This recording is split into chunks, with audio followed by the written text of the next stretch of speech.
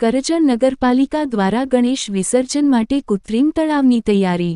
કરજણ નગરપાલિકા દ્વારા આગામી ગણેશ વિસર્જનને લઈ કરજણ નગર જુનાબજાર વિસ્તારમાં આવેલ હેલિપેડ ગ્રાઉન્ડ ખાતે મૂર્તિ વિસર્જન માટે કૃત્રિમ તળાવની આજરોજથી તડામાર તૈયારી શરૂ કરવામાં આવી રહી છે। ગત વર્ષેની માફક ચાલુ વર્ષે પાલિકા દ્વારા નગરના ગણેશ મૂર્તિઓના વિસર્જન માટે કૃત્રિમ તળાવ બનાવવામાં આવી રહ્યું છે, જેથી ભક્તો નદી કે તળાવ કિનારે ના જાય અને કોઈ દુર્ઘટના ના સર્જાયના હેતુથી પાલિકા દ્વારા કૃત્રિમ તળાવ તૈયાર કરવામાં આવી રહ્યું છે। નગરની ગણેશજીની નાની મૂર્તિઓ આ તળાવમાં વિસર્જન કરી શકાશે। કૃત્રિમ તળાવને લઈ સોશિયલ મીડિયામાં થયેલ પોસ્ટને લઈ નગરના યુવાનો દ્વારા ચીફ ઓફિસરને રજૂઆત કરવા માટે પહોંચ્યા હતા। આ બાબતે પાલિકાને કોઈ લાગતું વળગતું ન હોય એમ ચીફ ઓફિસરે જણાવ્યું હતું।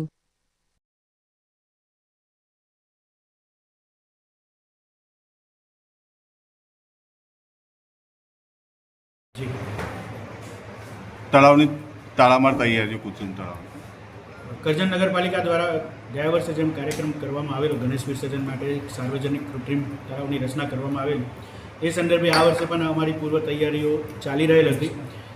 પોલીસના જગ્યા સરકારી પડતર હોવાથી સંબંધિત વિભાગમાંથી મંજૂરી મેળવવાની પણ કાર્યવાહી ચાલુ હતી। એ સંદર્ભે ઓલરેડી હવે આપણને સૂચના મળેલ છે અને આપણે તળાવને તૈયાર કરવાની કામગીરી ચાલુ કરેલ છે। નગરપાલિકાના પદાધિકારીઓ તમામ અમારા વહીવટી તંત્ર, પોલીસ તંત્ર એ બધાની સાથે રહીને અમે વ્યવસ્થિત એની કામગીરી અને એનું શાંતિપૂર્વક પૂર્ણ થાય એ બાબતનું અમે આયોજન કરી રહ્યા છે। અને ભાવિક ભક્તોને તમામને અપીલ કે જેમ બને એમ ઝડપથી સમયસર મૂર્તિઓનું વિસર્જન થાય અને આ કાર્યક્રમ શાંતિ રીતે પૂર્ણ થાય એ માટે તમામને સહયોગ કરવા માટે અમે અપીલ કરીએ છીએ। સાહેબ, ગત વર્ષે વહેલું હતું, આ વર્ષે મોડું થવા પાછળનું કારણ તળાવ? ના, ગત વર્ષે પ્રમાણમાં જે આપણે ઓલરેડી ત્યાંથી મંજૂરી મામલતદાર શ્રી જ આપણા વહીવટદાર તરીકે હોય એમની સાથે સંકલનમાં રહીને કામગીરીની મંજૂરી મેળવીને ચાલુ કર્યું હતું। આ વર્ષે પણ અમારી પ્રોસિજર ચાલુ જ હતી અને મંજૂરી મળવાની પણ અમને સૂચના પ્રાપ્ત થયેલ છે।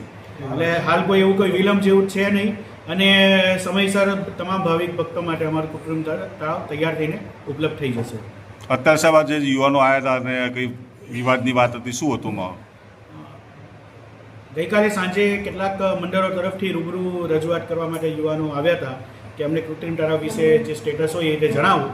અમે એમને જણાવ્યું હતું કે મામલતદાર શ્રી થ્રુ અમે કલેક્ટર સાહેબમાં અરજી મોકલેલ છે મંજૂરી માટેની અને એમને માહિતગાર કરેલા હતા। ત્યાંથી મંજૂરી મળવાની જે કામગીરી હતી એ બધી ચાલી રહી છે અને એમનો જે પ્રશ્ન હતો એ થોડો સોશિયલ મીડિયામાં એમનો પ્રશ્ન હતો, પરંતુ એને નગરપાલિકા સાથે કંઈ લેવા દેવા નથી।